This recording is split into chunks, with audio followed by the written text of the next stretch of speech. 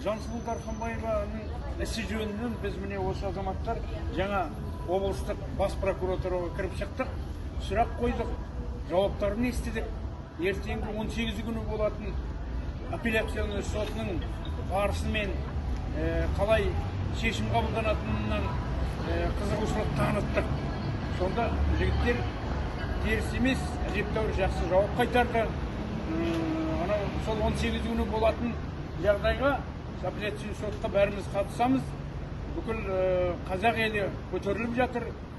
Бір кішкентай ғана ананың, қазақ ананың ішіндегі сәбиінің болашағын, тағдырын ойланбай осындай қатаң үкім шығарғанына біз наразымыз. Ол статья жөнінен көрсетті. 174-ші баптың жай айыппұлмен құтылуға да болады екен. Сол неге салынбады, неге жеңілдік қарастырылмады?